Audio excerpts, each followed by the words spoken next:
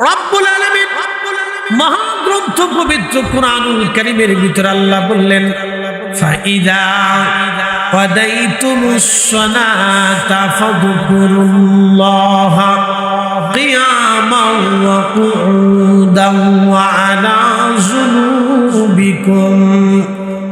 ও বান্দা, নামাজ শেষ করেছো, তুমি ভেবো না তোমার কাজ শেষ, নামাজ শেষ হয়ে গেছে। তুমি মনে করো না তোমার কাজ শেষ হয়ে গেল। আল্লাহ বলেন নামাজ শেষ, ফাযকুরুল্লাহ, তুমি আমি আল্লাহ জিকির করো, আমার তাসবিহ পড়তে থাকো। কেমনে পড়বা? কিয়ামা, দাঁড়িয়ে আসো, দাঁড়িয়ে দাঁড়িয়ে করো। ওয়াকুউদা, তুমি বসে আসো, বসে বসে করো। ওয়া আলা যুনুবিকুম, তুমি শুয়ে আসো, শুয়ে শুয়ে আমি আল্লাহর তাসবিহ পড়ো, জিকির করো। আমরা এইখানে আজ বসে আছি, এটাও আল্লাহর জিকির। আমরা যে এই মাহফিল শেষ করার পরে রব্বে কারিমের দরবারে হাত বাড়াবো, হাত বাড়াই আমরা বলবো, রব্বানা, হে আমাদের রব, যালামনা আনফুসানা, আমরা আমাদের নফসের সাথে জুলুম করে ফেলেছি। এরপর আল্লাহকে বলবো, রব্বানা, ও আমাদের রব, লা তুজি কুলুবানা বাদা ইদ হাদাইতানা, আমাদের অন্তরকে আপনি পরিবর্তন করে দিয়েন না। হেদায়েত যখন আপনি আমাদেরকে দিলেন, ঈমান যখন আপনি আমাদেরকে দিলেন, ঈমান দেওয়ার পরে আল্লাহ আপনি আমাদেরকে বেঈমান বানিয়ে দিয়েন না। প্রশ্ন রাখতে পারেন ফরিদি সাহেব, ঈমান আনার পরে মানুষ আবার কেমনে বেঈমান হয়ে যায়? হ্যাঁ, ঈমান আনার পরেও অনেকে বেঈমান হয়ে কবরে চলে যায়, আবার অনেকে ঈমান নিয়ে কবরে চলে যায়। সবাই কিন্তু ঈমান নিয়ে কবরে যেতে পারে না। এখানে দেখবেন বহু আছে, অনেকে মাদ্রাসায় লেখাপড়া করে, শেষ পর্যন্ত মাদ্রাসা ছেড়ে দিয়ে সে একেবারে ঈমান আমল হারা হয়ে যায়। আবার অনেকে আছে জীবনে মাদ্রাসায় পড়ে নাই, কিন্তু শেষ জীবনে নামাজে জিকিরি ফিকিরি ইবাদত করিয়া আল্লাহ ওয়ালা হয়ে তারপরে কবরে চলে যায়। কথা বলেন ঠিক কিনা? খুব মনোযোগ দিবেন। রব্বুল আলামিন মহাগ্রন্থ কোরআনে বললেন, নামাজ শেষ করেছো, তারপরে তুমি শেষ ভাববা না, জিকির করো আল্লাহ। দাঁড়িয়ে আছো, দাঁড়িয়ে করো। বসে আছো, বসে বসে করো। শুয়ে আছো, শুয়ে শুয়ে করো। ভালো করে শুনবেন, নামাজ আল্লাহর জিকির। আমরা এইখানে এখন বসে বসে কোরআন হাদিসের আলোচনা শুনছি, এটাও আল্লাহ পাকের জিকির। এরপর আমরা দুরূদ শরীফ পড়ব, আল্লাহুম্মা সাল্লি আলা সাইয়্যিদিনা মাওলানা মুহাম্মদ।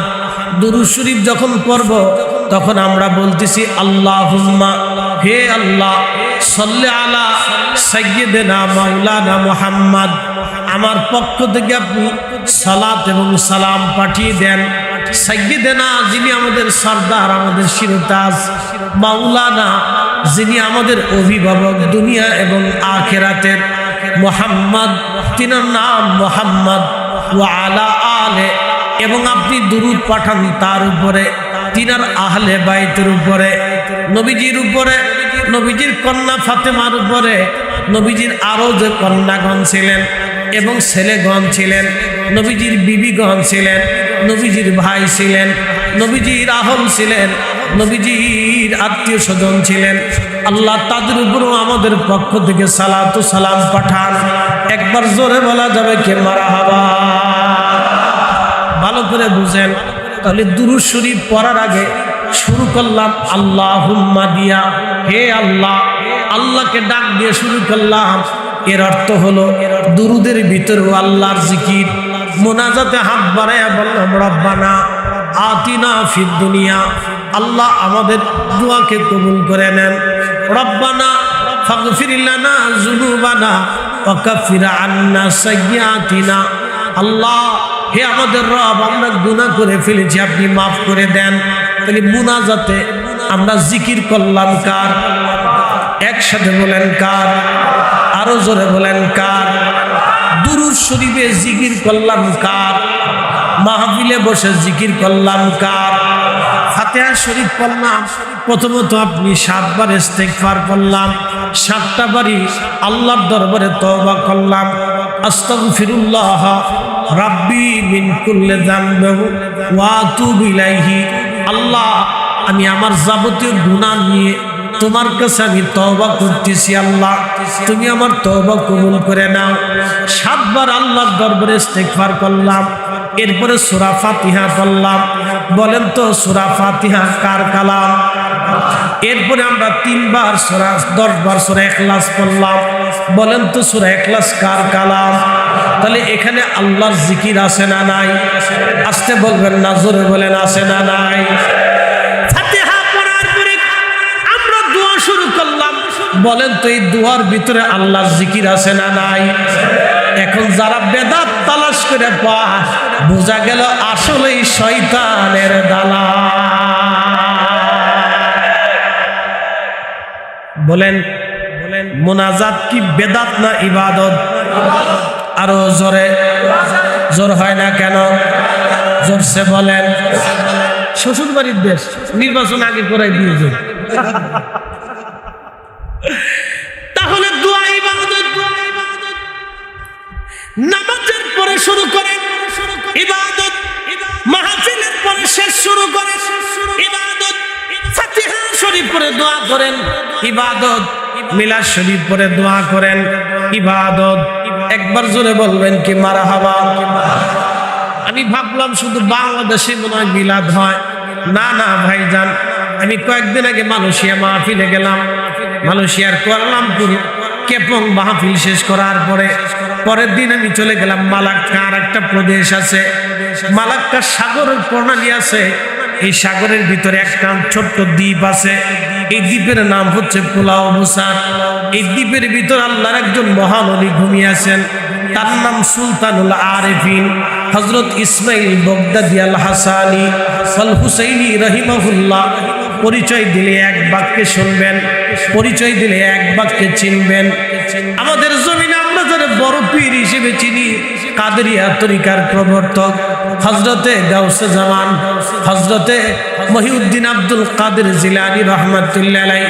তিনার সুযোগ্য কলিজার টুকরা সন্তান সুদূর ইরাকের বাগদাদ থেকে 900 বছর আগে মালয়েশিয়ার ওই মালাক্কা সাগরের ভিতরে বসে বসে ইন্দোনেশিয়া, মালয়েশিয়া, ব্রুনাই, ফিলিপাইন্সের মতো ইন্দো প্যাসিফিক অঞ্চলগুলিতে ওই সাগর পথ বেয়ে বেয়ে কালেমার দাওয়াত ছড়িয়ে দিয়েছিলেন। তার অর্থ হলো পৃথিবীতে ওলিরা যেখানে গেছে আল্লাহ ওলিদেরকে দিয়ে সেখানে দিন ইসলাম পাঠিয়েছে। কথা বলেন ঠিক কিনা? ওলিরা যেখানে গেছে ইসলাম আল্লাহ সেখানে পাঠিয়ে দিয়েছে। শরীয়তপুরবাসী ভালো করে শুনে যাবেন, আল্লাহু আকবার, ভালো করে শুনে যাবেন। ওইখানে আমি দ্বীপের ভিতরে গেলাম, জোহরের নামাজ পড়ার আগে ঢুকলাম, নামাজ পড়তে যাব, আজান হবে। দেখলাম আজান দেওয়ার আগে মুয়াজ্জিন সাহেব যিনি ছিলেন তিনি কোরআন শরীফ তেলাওয়াত করতেছেন। কোরআন তেলাওয়াত করার পরে আজান দেওয়ার আগে তিনি দুরূদ শরীফ পড়তেছেন মাইকে। দুরূদ শরীফ শেষ হলো, তিনি আজান শুরু করলেন। আজান শেষ হয়ে যাওয়ার পরে আমরা সুন্নত পড়লাম। সুন্নত পড়ার পরে নামাজে দাঁড়ানো হলো। ওনারা শাফিঈ মাযহাবের মানুষ, আমরা হানাফি মাযহাবের মানুষ। শাফিঈ, আমরা হানাফি।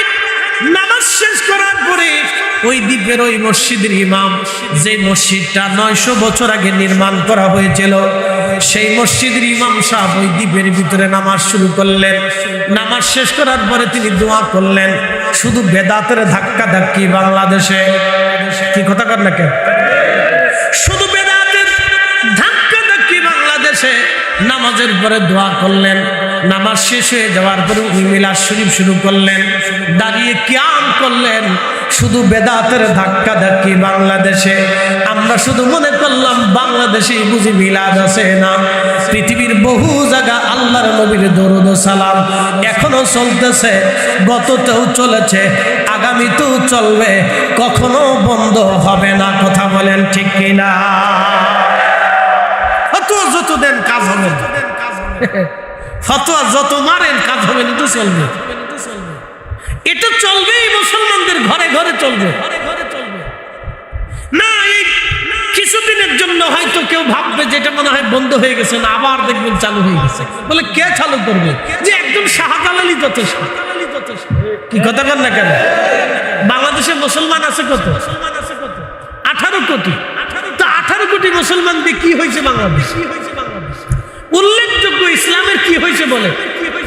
আমরা 18 কোটি মুসলমান, 85% মুসলমান, 15% হিন্দুরে আমরা কালেমা বুঝাইতে পারলাম। আবার বুঝেন, 85% মুসলমানে 15% হিন্দুকে কালেমা বুঝাইতে পারি নাই, ইসলাম বুঝাইতে পারি নাই। সেই দিন শাহজালাল ইয়ামানি মুজাররিদি হিসাবে বাংলাদেশে 1% ছিল না। সেই দিন তিনি কালেমা বুঝাইলেন। খাজা বাবা আজমেরি ভারত উপমহাদেশে এখন 75 কোটি মুসলমান, 75 কোটি মুসলমান, 100 কোটি হিন্দুকে আমরা কালেমা বুঝাইতে পারি নাই। সেই দিন খাজা বাবা আজমেরি একা 90 লক্ষ মানুষকে কালেমা শিখিয়েছিল। কথা বলেন ঠিক না বেটা? খাজা বাবা আজমেরি একা যা করেছে 75 কোটি মুসলমান আমরা তা পারি নাই। অত হেডাম দেখেন না, বিরাট বড় ফাঁকরি মাথাইতে ভাইবেন না বুজুর্গ সেজে গেছে। ও সাতার বুজুর্গ জানি আমরা ভালো। এত হেডাম দেখেন না যে আপনি ইসলামের বিরাট বড় কিছু করে ফেলছেন, কিচ্ছু করতে পারেন, আপনি কিচ্ছু করতে পারেন নাই। দ্বীনের আপনার দিয়ে কোনো উপকার হয় নাই, আমাকে দিয়ে দ্বীনের কোনো উপকার হয় না। উপকার যারা করেছিলেন তারা আল্লাহর ওলি। বলেন এতগুলি মানুষ আজকে একত্রিত হয়েছেন, হুজুর কেবলার মুরিদ না হলে এখানে একত্রিত হওয়ার সুযোগ ছিল না। কথা বলেন না কেন? ঠিক না? আমি আপনাদের কাছে একটা পরিসংখ্যান দিয়ে দেব, ভালো করে বুঝবেন। আমার হুজুর কেবলার মুরিদ সারা পৃথিবীতে কত আছে? কত? আমি অত কোটি মোটি ধরলাম না, আমি 50 লক্ষই ধরলাম মিনিমাম। ধরেন আমি একটা পরিসংখ্যানে আসলাম, আমি 1 কোটিও ধরলাম না, 2 কোটিও ধরলাম না, আমি 50 লাখের ভিতর থাকি। 50 লাখ ধরে ভাইজান খুব মনোযোগ দিবেন। 50 লক্ষ মানুষকে হুজুর কেবলা জীবনে কেউ মুরিদ আছে 30 বছরের। এখানে 30 বছর আগের মুরিদ আছেন কে? একটু হাত উঁচা করেন তো। আচ্ছা ধরেন 30 বছর আগে। আচ্ছা আমি এই পর্যন্তই থাকলাম, 40-50 বছর আগেও আছে। কি আছে না? আমি 30 বছর ধরলাম। তো যারা 30 বছর আগে বায়াত হয়েছেন তারা হাত উঁচা করে রাখেন তো একটু, আমি পরিসংখ্যানে আসতেছি। হাত উঁচা করে রাখেন। 30 বছর ধরে আপনি ফাতিহা শুরু করছেন, 30 বছর ধরে নফল নামাজ পড়া শুরু করছেন, 30 বছর ধরে তাহাজ্জুদের নামাজের সময় উঠতে সময় আপনি উঠেন, 30 বছর ধরে মাহফিলে আসেন, 30 বছর ধরে নামাজ আসছেন। যারা হাত উঁচা করে রাখছেন আপনারা কি সুদ খান না আল্লাহর কসম করে বলবেন? যারা বলেন যারা 30 বছর আগে মুরিদ হয়েছেন সুদ খান, আপনারা ঘুষ খান, অন্যের জমি মেরে দিচ্ছেন, তাহলে হাত নামা। এবার একটা পরিসংখ্যানে আসে, 30 বছর আগে যারা মুরিদ হইলেন এই 30 বছর ধরে হুজুর কেবলা আপনাকে ফাতিহা, নামাজ, রোজা, জিকিরে ফিকিরে বসায় রাখছে। কথা কন না ঠিক কিনা? যদি হুজুর কেবলার মুরিদ না হতেন তাহলে হয়তো মানকিসিবে দ্বারা বিড়ি টানতেন, না সিগারেট খাইতেন, না হলে অন্য কিছু করতেন, না হলে আর কিছু করে বেড়াইতেন, না হলে ঘুরে বেড়াইতেন। কি কথা কন ঠিক কিনা? তাহলে 30 বছর ধরে হুজুর কেবলার কাছে মুরিদ হওয়ার কারণে অন্তত জিকিরের মাহফিল আপনি বসছেন, বাড়িতে মাহফিল দিছেন, মিলাদ দিছেন, দোয়া করছেন, নফল নামাজ পড়েন। এখন বাকি পরিসংখ্যানে আসি, ভালো করে বুঝা। 50 লক্ষই ধরলাম। 50 লক্ষ মানুষ প্রত্যেক দিন যদি 2 রাকাত করে নফল নামাজ পড়ে, বাকি 2 রাকাত আমি বাদ দিলাম। মাগরিবের 2 রাকাত পড়লো, এশার 2 রাকাত বাদ দিলাম, জোহরের 2 রাকাত বাদ দিলাম, মাগরিবের 2 রাকাত নফল নামাজ আমি ধরলাম। 50 লক্ষ মানুষ যদি 2 রাকাত করে নফল নামাজ পড়ে, আপনি বলেন তো তাহলে কত রাকাত হলো? 1 কোটি রাকাত হলো। একসাথে জোরে বলবেন আল্লাহু আকবার। এখন বলেন এই 1 কোটি রাকাতের নফল নামাজের নেকি আমার হুজুর কেবলার আমল নামায় যায় কি যায় না? আসতে হলো কেন? জোরে বলেন। আমার হুজুর কেবলার মর্যাদা বাড়ে না কমে? শুধু এইখানে শেষ না, এই 1 কোটি রাকাত নফল নামাজের সওয়াব আমাদের যত জাকের ভাইরা কবরে চলে গেছে, বোনেরা কবরে চলে গেছে, তাদের আমল নামায় যায় কি যায় না? ভালো করে বুঝে যান। ছেলে মরে গেছে, বাবা মরে গেছে, ছেলে বাবার কবরের পাশে যায় না। বলে কেন যায় না? হয়তো বিদেশে চলে গেছে, না হয় ব্যবসা বাণিজ্য করে, আর না হয় কাজের চাপে সাংসারিক ঝামেলায় বাবার কবরের পাশে যাওয়ার সুযোগ হয় না, মায়ের কবরের পাশে দাঁড়ানোর সুযোগ হয় না। নাতিরা ভুলে গেল, ছেলে ভুলে গেল, মেয়ে ভুলে গেল, গ্রামের মানুষ ভুলে গেল, বন্ধু বান্ধব ভুলে গেল, কিন্তু তরিকা আপনারে ভুলে না।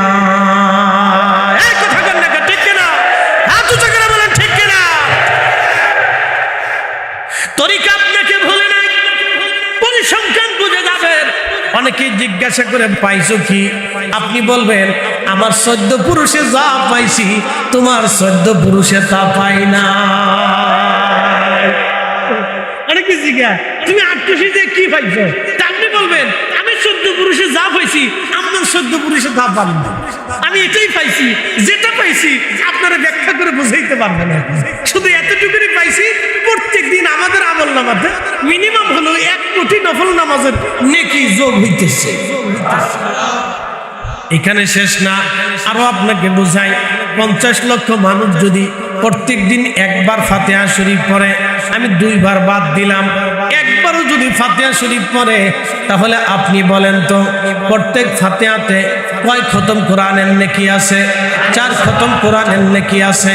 তো 4 খতম যদি কোরআনের নেকি হয়, তাহলে 50 লক্ষ মানুষ যদি 4 খতম করে পড়ে, তাহলে কত কোটি হলো? 2 কোটি খতম। একসাথে জোরে বলবেন কি মারহাবা। এখন বলেন সবাই মিলে কোরআন শরীফ পড়ে 2 কোটি খতম দিতে কত বছর দরকার হবে? বহু বছর। আপনার 14 পুরুষও পড়ে পড়ে শেষ করতে পারবে না। কি কথা ঠিক আছে না? 2 কোটি কোরআনের খতমের নাকি প্রত্যেক দিন এই মুরিদের মাধ্যম দিয়া আমার হুজুর কেবলার আমল নামাতে যোগ হইতেছে। কথা বলেন ঠিক কিনা? শুধু হুজুর কেবলা গেল না ভাই, খুব মনোযোগ দিয়ে শোনেন। যত জাকের আজকে সন্ধ্যার আগেও মারা গেছে, আজকে সন্ধ্যার সময় যত জাকের ফাতিহা পড়েছে, নফল নামাজ পড়েছে, তত জাকেরের ফাতিহা এবং নফল নামাজের নেকি প্রত্যেক মরহুমা জাকের ভাই বোনদের কবরে আমল নামায় যোগ হইয়া গেছে।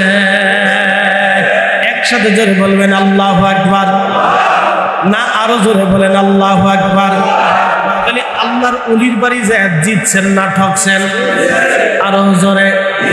জোর হয় না কেন? জোরে বলে। টাকা দিয়ে কি এটা পাওয়া যাবে? টাকা দিয়ে কি আপনি এত ফাতিহা কিনতে পারবেন? টাকা দিয়ে কি এত নফল নামাজ কেনা যাবে? টাকা দিয়ে কি এত কোরআন খতম পাওয়া যাবে? তার মানে বুঝে গেল হাতে বললেও লাখ, বাঁচলেও লাখ। কথা বল না কেন? ঠিক কিনা? এই জন্য তরিকা যারা ছেড়ে দেয়, এদের মতো বুকা আল্লাহর দুনিয়াতে আর কেউ নাই। বদনসিব 40 বছরও পায় না, কপাল ফোড়া 40 বছরও পায় না। তার মানে কপাল ফোড়া তরিকার জন্য আসে নাই, কপাল ফোড়াই ছিল মালের জন্য। খুব ভালো করে শুনবেন, ভালো করে বুঝে যাবেন হাজিরিন। তরিকা বুঝতে হবে আপনাকে। কেন আপনি আল্লাহর ওলির কাছে মুরিদ হবেন? কেন আপনি এসেছেন? পরিসংখ্যান আমি মাত্র 2টা শিখাইলাম। 1 নম্বর নফল। প্রত্যেক দিন 50 লক্ষ জাকির যদি 2 রাকাত নফল নামাজ পড়ে, মিনিমাম 1 কোটি হলো। আর প্রত্যেক দিন জাকির যদি একবার ফাতিহা শরীফ পড়ে, তাহলে মিনিমাম 2 কোটি খতমের নেকি আমল নামায় গেল। এইভাবে যদি প্রত্যেক দিন যায়, তাহলে বছরে 365 দিন হয়ে গেল। 365 দিনে 2 কোটি দিয়া গুণ দিয়া দেখেন। 365 রে আপনি 1 কোটি দিয়া গুণ দিয়া দেখেন কি পরিমাণে নেক আমল নামায় আমার হুজুর কেবলার আমল নামায় জমা হয়। শুধু হুজুর কেবলার আমল নামায় জমা হয় না, দাদা পীরের আমল নামায় জমা হয়। শুধু উনার আমল নামায় যায় না, শামসুবি সৈয়দ ওয়াজেদ আলী মেহেদি বেগের আমলনামায় যায়, উনার পীর হযরত ফতেহ আলী রসুলের আমার আমলনামায় যায়, তিনার পীর হযরত নূর মোহাম্মদ নিজামপুরের আমলনামায় যায়, তিনার পীর হযরত সৈয়দ আহমদ বেরেলভী রহমাতুল্লাহ আমলনামায় যায়, তিনার পীর হযরত শাহ আব্দুল আজিজ মুহাদ্দিস দেহলভীর আমলনামায় যায়, তিনার পীর শাহ আব্দুল শাহ ওয়ালিউল্লাহ মুহাদ্দিস দেহলভীর আমলনামায় যায়, তিনার পীর হযরত শাহ আব্দুর রহিম মুহাদ্দিস দেহলভীর আমলনামায় যায়, তিনার পীর হযরতে আব্দুল্লাহ বরবদি রাহমাতুল্লাহ আলাইহি আমলনামায় যায়, তিনার পীর হযরতে শায়েখ আদম বিন নূরি রাহমাতুল্লাহ আমলনামায় যায়, তিনার পীর এই তরিকার ইমাম হযরত মুজাদ্দিদ আল ফিসানি সেরহিন্দির আমলনামায় যায়। একবার জোরে বলা যাবে কি মারহাবা।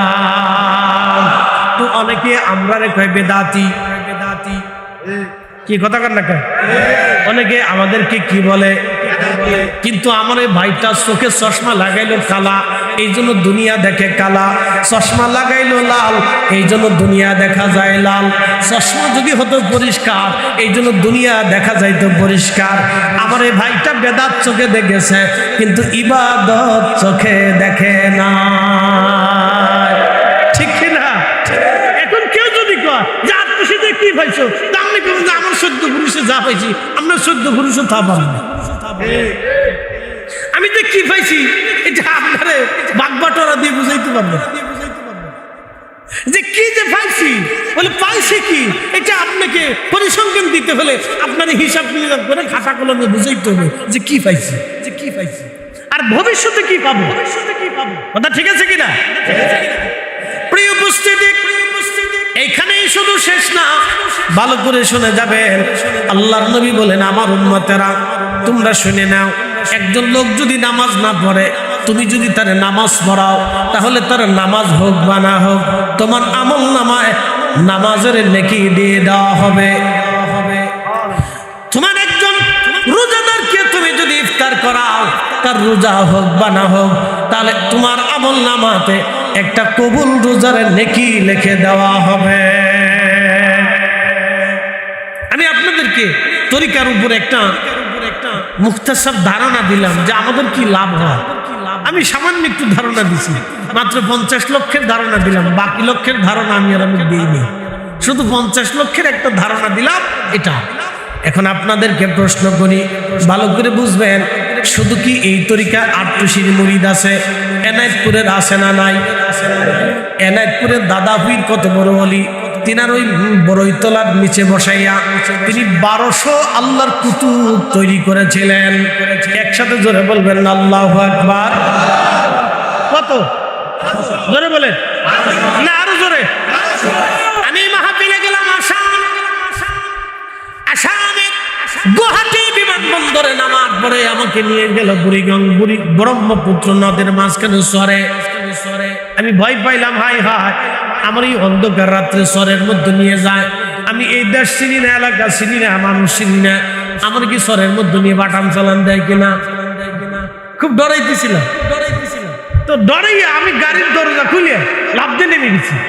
আমি বললাম যে আমাদের সরে তো খুন খারাপই হয়, তো এই সরে আবার কোন সরে লয়ে এসলাম, খুব ভয় পেয়েছি আমি। তো যে আমাকে নিয়ে গেছে আমি জিজ্ঞেস করলাম, আপনি যে আমার এখানে আনছেন আপনি কি জায়গা ছিলেন? তখন আমি ছিল। আপনি হাই হাই হয়েছে কাজ, মহাবিপদ আজকে। গাড়ি থেকে নামার পরে ওরা চিন্তা করছে যে হুজুর তো ডরাইছে, বলতেছে হুজুর মাফ করবেন, আপনি ভয় পাবেন না, আপনার মাহফিলে লইতেছি। বললাম না, মাহফিল কমিটির লোক আগে আনান, যদি আসার পরে যদি দেখি ওরা মাহফিল কমিটির লোক তো বোঝা যায়, পোশাক আশাক হইলে এই কিছু কাঠ মাঠ থাকে, টুপি টাপি থাকে, বাউ চক্কর দেখলে বোঝা যায় যে মাহফিল কমিটির লোক। তাই বলে ওরা যদি আসে তাহলে আমি বিশ্বাস করবো না, তুমি বিশ্বাস করার কায়দা নয়। তো গেলাম সেইখানে মাহফিলে, যাওয়ার পরে সেখানে দেখি দাদা হুজুরের মুরিদ। একসাথে বলবেন আল্লাহু আকবার। না হয় না, আরো জোরে। আপনারা শুনলে আশ্চর্য হবেন, খাজা ইনায়েতপুরী রাহমাতুল্লাহ আলাইহি একা ওই জমানাতে আসামের প্রায় 26 লক্ষ মানুষকে কালেমা পড়ে দাদা হুজুর মুসলমান বানিয়েছিলেন। হয় না? আরো জোরে বলেন। না না, আরো জোরে জোরে জোরে জোরে জোরে জোরে জোরে জোরে জোরে জোরে জোরে। আমাদের এই তরিকার ইসলামের খেদমত আছে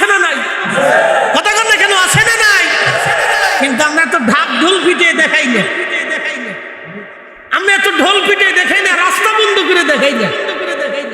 আমরা যদি ঢাকা শহরে রাস্তা বন্ধ করি তো রাস্তা খোলার মতো পাবলিক বাংলাদেশে নাই। আমরা যদি ফরিদপুরে রাস্তা বন্ধ করি তো রাস্তা খুলে দেওয়ার পাবলিক বাংলাদেশে কিন্তু নাই। আমরা রাস্তা বন্ধ করতে পারি কিন্তু আমাদের নীতিতে এটা নাই, আমাদের নীতিতে এটা নাই। 2-4টা গাড়ি কিন্তু আমরাও পুরাই দিতে পারি কিন্তু আমাদের নীতিতে এটা। আমি কার গাড়ি পুরাবো সে আমার দেশের ভাই, আমি কার দোকানে আগুন দিব সে আমার জাতি ভাই। কি কথা কর না কেন? তার মাল পুড়লে আমার মাল পুড়বে, আরেকজনের গাড়ি পুড়লে আমার গাড়িও পুড়বে। আমরা এটা ভালো করে বুঝি। তরিকতপন্থীরা শান্তশিষ্ট, তারা আদবী, তারা আদব পছন্দ করে। এই জন্য মানুষ মনে করে এরা মনে হয় খুব দুর্বল। না, এত দুর্বল ভাইবেন না। দাদা হুজুরের 1200 খলিফা, সারা ভারত উপমহাদেশের ভিতরে 1200 খলিফার ভিতরে আমি সব বাদ দিলাম। একজন খলিফার 1 লক্ষ করেও যদি মুরিদ থাকে তাহলে এবার আপনি হিসাব করে দেখেন। আমি তাও বাদ দিলাম। 50,000 করে যদি মুরিদ থাকে আপনি হিসাব করে দেখেন যে এই উপমহাদেশের ভিতরে শুধু দাদা হুজুরের নেতৃত্বে কি পরিমাণে নকশবন্দিয়া তরিকার, মুজাদ্দিদিয়া তরিকার সালেক এবং মুরিদ আছে। আপনি হিসাব করিয়ে তালিকা করে কুল পাওয়া যাবে না। কথা কন না কেন? ঠিক না?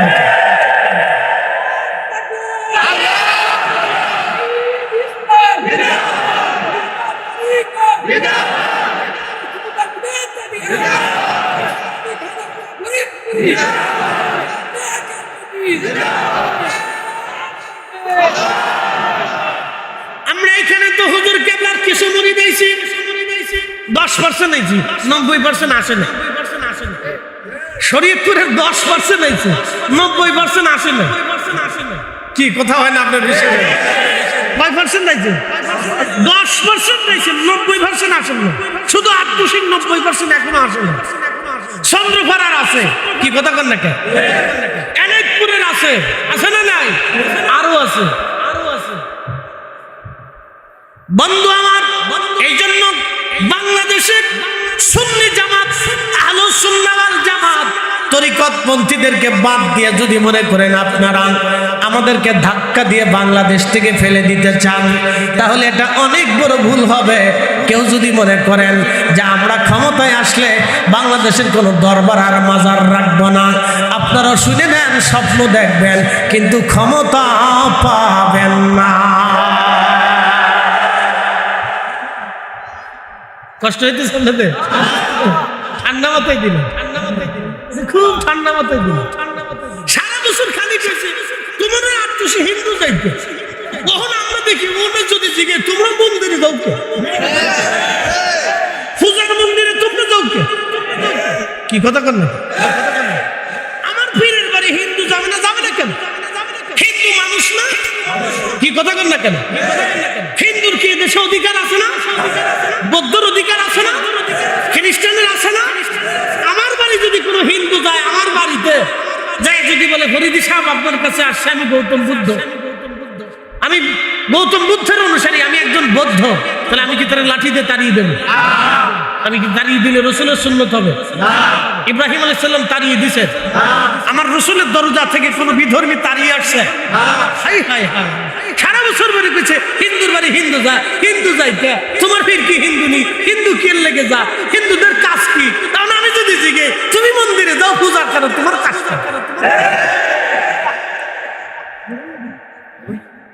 ও ভোটের লেগে মন্দিরে যাওয়া যায়, ভোটের লেগে কি হিন্দুর বাড়ি নাই? কি কথা কর না? তুমি মন্দিরে না যাই হিন্দুর বাড়িয়া। আমরা সব ভোগী যোগী বুঝি, এই জন্য আমরা তরিকতপন্থীরা কথা বলি না, আমরা সবসময় কাউকে আঘাত করি না, কষ্ট দিয়ে কথা বলি না, আমরা বিশৃঙ্খলা চাই না, আমরা চাই সবাই মিলেমিশে দেশে বসবাস করতে। সবারই নাগরিক অধিকার আছে, সবাই মিলে থাকুক। আপনি যদি বুঝাই পারেন আপনি দলের লোক নিয়ে যান, অসুবিধা তো না। কি কথা ঠিক আছে না? আমার ফিরের বাড়ি মানুষ যে কেন যায় এটা আমি কেমনে দেবো? বাংলাদেশের সবচেয়ে হার্ট বিশেষজ্ঞ বড় ডাক্তারের জিজ্ঞাসা যে ডাক্তার সাহেব আপনার কাছে মানুষ কেন আসে? সদর হসপিটালে ডাক্তার সাহেবদেরকে জিজ্ঞেস করেন, ডাক্তার সাহেব মানুষ আপনাদের কাছে কেন আসে? তো ডাক্তার সাহেব বলবে কয়েকদিন পরে আপনিও আসবেন। কি কথা ঠিক আছে কিনা? তো ওলিরা হচ্ছে রুহের ডাক্তার। তো ওলিদের কাছে মানুষ যাবে না, তো যাবে কে? মুসলমান যাবে না, তো যাবে কে? হিন্দু যাবে না, তো যাবে কে? এই জন্য খাজা বাবা আজমিরের দরবারে এখনো হিন্দু যায়। কথা কন না কেন? বুঝাইতাম কারে বলতাম, এই জন্য বুঝে যায়। শ্বশুর বাড়ির দেশের মানুষ তো বহুদিন পরে পাইছে। ভাবছিলাম যে শ্বশুর বাড়ির লোকজন মনে দুর্বল, এখন দেখি না শ্বশুর বাড়ির লোকজন খুব চেতা।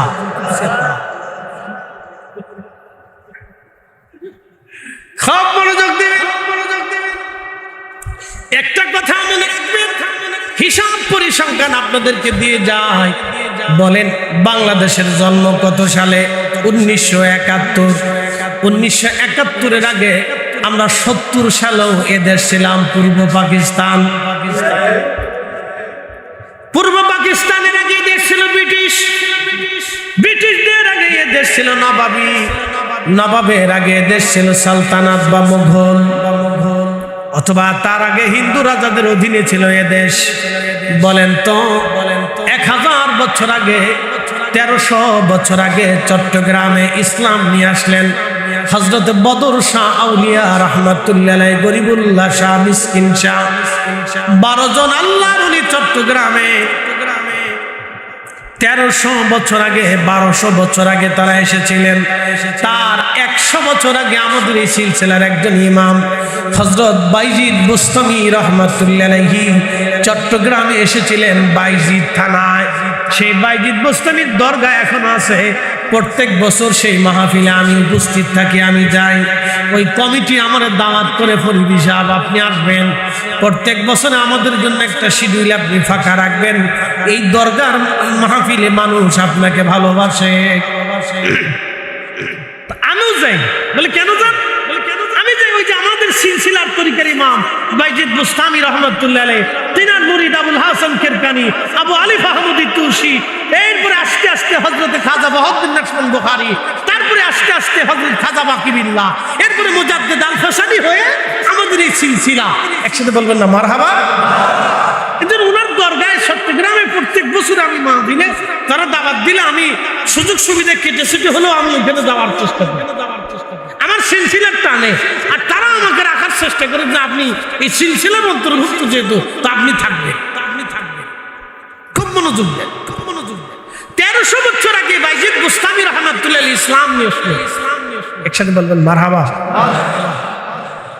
কত বছর আগে? 1300 বছর আগে এদেশে রাজত্ব করলো হিন্দু রাজা। সেই সময় আল্লাহর ওলি ছিল, তারপরে আল্লাহর ওলি, মুঘল আমলেও আল্লাহর ওলি, সালতানাতেও আল্লাহর ওলি, নবাবী আমলেও আল্লাহর ওলি, ব্রিটিশ আমলেও আল্লাহর ওলি, পাকিস্তান পিরিয়ডেও আল্লাহর ওলি, বাংলাদেশের পিরিয়ডেও আল্লাহর ওলি। বাংলাদেশের পরে যদি আবার কোনো দেশ হয় অথবা স্বাধীনতা আমাদের আরো বড় হয়, বাংলাদেশ আরো বড় হতে পারে অথবা নাও থাকতে পারে।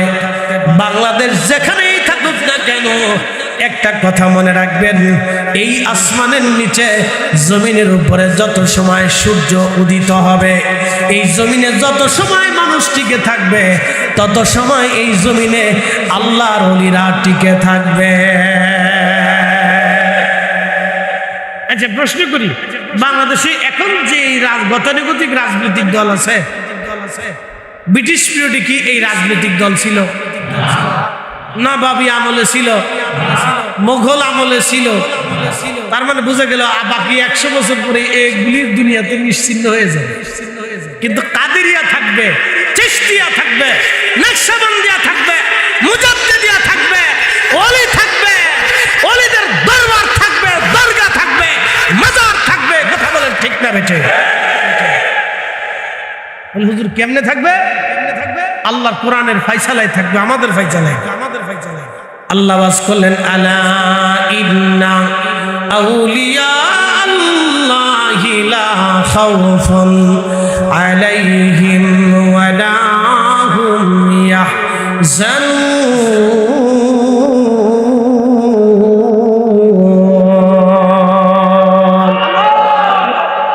মাকালের ফল দেখতে ভালো, উপরে লাল নীল ভিতরে কালো। চিনছেন তো মাকালের ফল?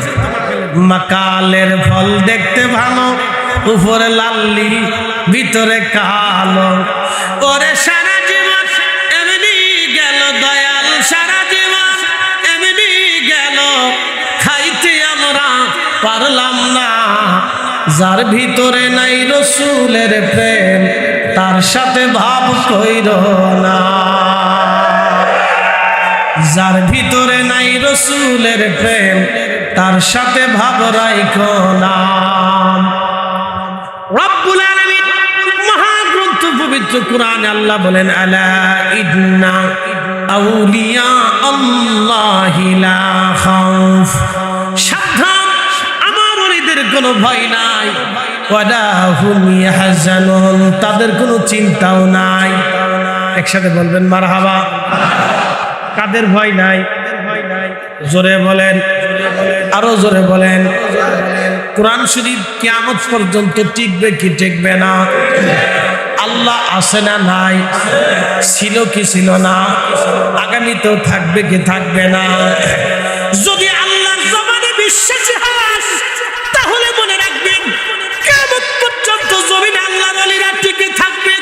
ইমাম মাহদী পর্যন্ত জমিনে আল্লাহর ওলিরা টিকে থাকবে। আর আল্লাহর ওলিরা যতদিন পর্যন্ত টিকে থাকবে, ততদিন পর্যন্ত এই জমিনে আহলে সুন্নাত ওয়াল জামাত টিকে থাকবে। সব শেষ হয়ে যাবে, কিন্তু আল্লাহর ওলিরা টিকে থাকবে। প্রশ্ন করবেন কোন দলিলে? আমি বলবো আল্লাহর কালামের দলিলে।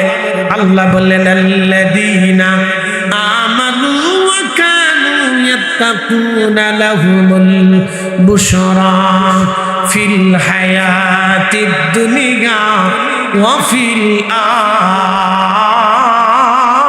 আখিরাহ। আল্লাযীনা আমানু, ঈমানে যারা বলিয়ান, ওয়া কানু ইয়াত্তাকুন, এবং তদনুযায়ী যারা মুত্তাকি হয়েছে, আমার রব আমার আল্লাহ বললেন, লাহুমুল বুশরা ফিদ দুনিয়া ওয়া ফিল আখিরাহ। দুনিয়াতেও তাদের জন্য সুসংবাদ, আখিরাতেও তাদের জন্য সুসংবাদ। একবার জোরে বলা যাবে কি মারহাবা? তার মানে বোঝা গেল, শুধু বিজয় ওলিদের দুনিয়াতে হবে না, আল্লাহর ওলিদের বিজয় আমার আল্লাহ আখিরাতের ময়দানেও দিয়ে রাখবে। ঠিক কি না? শুধু বিজয় কি ওলিদের দুনিয়াতে হবে না, আখিরাতেও হবে? কর্তৃত্ব তাহলে দুনিয়াতেও আছে, আখিরাতে। এটা আল্লাহর ফয়সালা, এটা আমাদের কোনো ফয়সালা না। তো প্রিয় উপস্থিতি, আমি আপনাদেরকে একটা মুখতাসার পরিসংখ্যান দিলাম যে ওলিরা দুনিয়াতে টিকে থাকবে। ওলিদের মানহাজ কিয়ামত পর্যন্ত জমিনে জিন্দা করে রাখবে। বলে কে রাখবে? বলে আল্লাহ রাখবে। একটা কথা মনে রাখবেন, এক ওলি চলে যাওয়ার পরে আল্লাহ আরেকজনকে তৈরি করাবে। কিয়ামত পর্যন্ত এরকম তৈরি হতে থাকবে, কিয়ামত পর্যন্ত তৈরি হতে থাকবে। ওলিদের মারফত, ওলিদের মাধ্যম দিয়ে, কাদেরিয়া, চিশতিয়া, নাকশবন্দিয়া, মুজাদ্দিদিয়া, এদের মাধ্যম দিয়ে ওলিরা ওলিরা ওলিরা ওলিরা একের পর একের পর এক, একের পর এক তারা চলতে থাকবে, হতে থাকবে, হতে থাকবে, হতে থাকবে।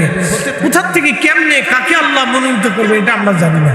তবে শোনেন, ওলি কিন্তু নির্বাচন করে ভোট দিয়ে ওলি বানানো যায় না। ওলি আল্লাহর পক্ষ থেকেই হয়। কথা ঠিক আছে না? ওলি কিন্তু আল্লাহর পক্ষ থেকে নির্বাচিত হয়। ওলিরা আমরা ভোট দিয়ে নির্বাচন করে ওলি বানানো যায় না। ওলি আমরা বানাইতে পারি না, ওলি আল্লাহর পক্ষ থেকে আসে। প্রিয় উপস্থিতি আমার হাজিরিন, খুব মনোযোগের সাথে শুনবেন। বলতেছিলাম নামাজের পরে জিকির, দাঁড়ায়া জিকির, বৈশা জিকির, শুয়া জিকির। আপনি যেই হালতে থাকবেন সেই হালতে আল্লাহর জিকির করবেন। বলে কেন?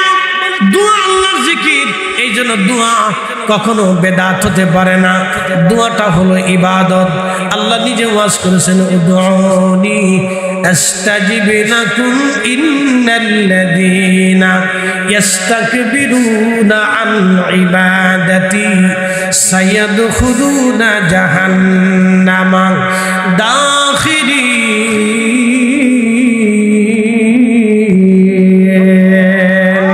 আল্লাহুম্মা সাল্লি আলা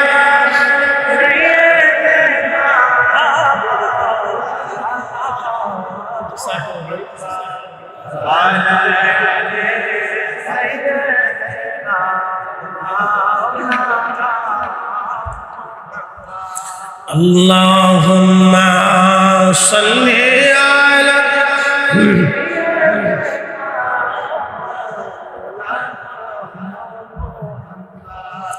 ওয়া আলা আলি সাইয়্যিদিনা।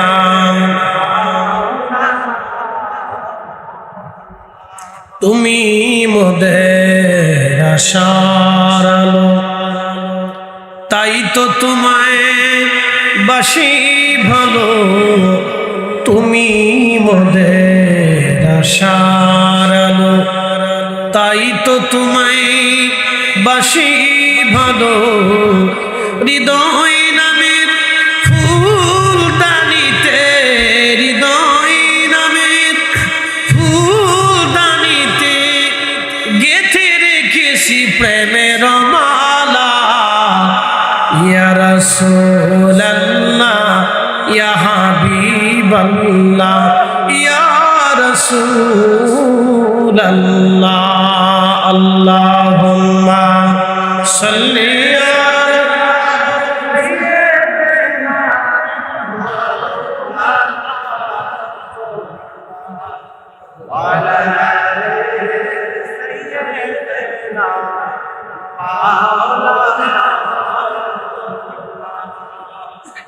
কষ্ট হচ্ছে আর একটু 10 মিনিট চলুক ইনশাল্লাহ। রাত বেশি করবো না, ভয় নেই। আপনাদের কাজকে বাসা বাসা পরিসংখ্যান দিয়ে গেলাম, তাহলে কি তরিকা নিয়ে কি আমাদের লাভ হলো না লস হলো? কত পরিমাণে হয়েছে আমার হিসাব পেশে দিতে পারবে? তাহলে বোঝা গেল 8 একটা গরু দিয়ে লস হয় নাই। আসতে কনকে এক বস্তু চাল দিয়ে লস, আসতে কনকে জোরে বলেন হয়। আচ্ছা ওরস শরীফে কত পরিমাণ লোক হয় বুঝাই, এটা পরিসংখ্যান দিই। আমি বাদ দিলাম গত ওরস শরীফের আগের ওরস শরীফের টিকিটের হিসাব দিন, তা 80 লক্ষ টিকিট সেল হয়েছে ধরেন আর কি। 80 লক্ষ টিকিট গেছে, তা 80 লক্ষ টিকিট ছাড়াও তো আরো টিকিট আছে। অনেকে ফ্রি টিকিট যায়, এই যায়, ডানে যায়, বামে যায়, গেছে। এইভাবে সব 80 লক্ষ গেছে ধরেন আর কি। ধরে তো ডানে যায়, বামে যায়, আবার টিকিট ছাড়াও আছে। আমি 50 লক্ষই ধরলাম। তো ওরস শরীফে যদি রানিং 50 লক্ষ লোক 4 দিন থাকে, তো 4 দিনে 2 রাকাত করে নফল নামাজ পড়লো কত রাকাত? হ্যাঁ না, 7 দিনের হিসাব ধরে প্রত্যেক দিন 2 রাকাত ধরেন। আমি বেশি ধরলাম না, কমই ধরলাম। কারণ বেশি দিলে অনেকে স্টক করতে পারেন যে হাই রে সর্বনা, তাহলে বেহেশত আজকে হয়ে গেছি, আর কালকে যে নামাজ পড়তাম না। এই চিন্তা নিয়ে আমার বিপদ আছে। আপনার আমার শ্বশুরবাড়ির লোকজন তো একটু লাভ খুঁজেন তাড়াতাড়ি, খুব তাড়াতাড়ি ধনী হইতেছেন, এই জন্য সাগর ফাড়ি দেখলে ইটালি দৌড় পারে। আমি বুঝি কিন্তু খুব সাবধান। আমি বেশি লাভ দিব না, অল্প লাভের ভিতর থাকি। আসেন পরিসংখ্যান নেই। 4 দিন ওরস শরীফ, 3 দিন বাদ দিলাম, 3 দিনই ধরলাম। 3 দিন, শনিবার, রবিবার, সোমবার, 3 দিনই ধরলাম। 3 দিন যদি প্রত্যেক দিন 50 জনে 50 লক্ষ মানুষ মহিলা পুরুষ দিয়ে 2 রাকাত নামাজ পড়ে, তাহলে 1 কোটি।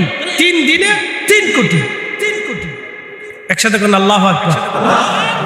মাগরিবে হলো 6 রাকাত। আমি এই প্রত্যেক দিন 3 কোটি, 3 দিনে 9 কোটি রাকাত নফল নামাজ। খালি 1 বস্তা চাল দিয়ে মনে হয় লস হয় নাই। কি আসতে কোন কে জোরে বলে লস হয় না।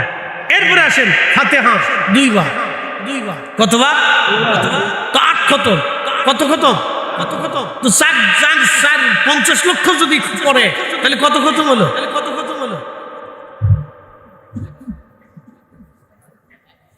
50 লক্ষ মানুষ যদি 2 কোটি খতম প্রত্যেক দিন 2 বার দেয়, তাহলে 4 কোটি খতম। 4 কোটি খতম যদি প্রত্যেক দিনে হয়, তাহলে আপনি 8 কোটি খতম ধরেন। 8 কোটি খতম। 8 কোটি খতম যদি প্রত্যেক দিনে হয়, তাহলে 3 দিন 24 কোটি কোরআনের খতম মরুদ শরীফ থেকে তামাম পৃথিবীর জাকেরদের আমল নামায় বকশিশ করা হয়। তার মানে বোঝা গেল আপনি এক বস্তা চাল দিয়ে লস করেন নাই। কথা কম না কেন, ঠিক কিনা? লস হয়েছে আসলে তো মৌলানা আব্দুল সালাম সাহেব গেলে অনেকে বেজার হয়ে যায়, আজকে আসছে 2 দিন পরে আসলে তো পারত। এই চিন্তা মগজেও যেন কখনো না আসে। সাবধান করে বলে দিয়ে যাচ্ছে, প্রিয় শরীয়তপুরবাসী, আমার শ্বশুর বাড়ির দেশের মানুষ, বেশি আগে গেলে তাহলে একবারে বেশি আত্মীয়তা হয়ে গেলে আমার বিরাট বিপদ। এদিকে আর আমি যাব না। খুব মনোযোগ দিয়ে শুনে যান। বলতেছিলাম এবার আসেন, কেন এইগুলির প্রতি আপনাদেরকে উদ্বুদ্ধ করলাম? প্রশ্ন রাখতে পারেন, ফরিদি সাহেব আপনি কেন আমাদেরকে নফলের দিকে উদ্বুদ্ধ করে দিলেন? একটা মাসালা মনে রেখে যাবেন, শুধু ফরজ নামাজ দিয়ে আল্লাহর ওলি হওয়া যায় না।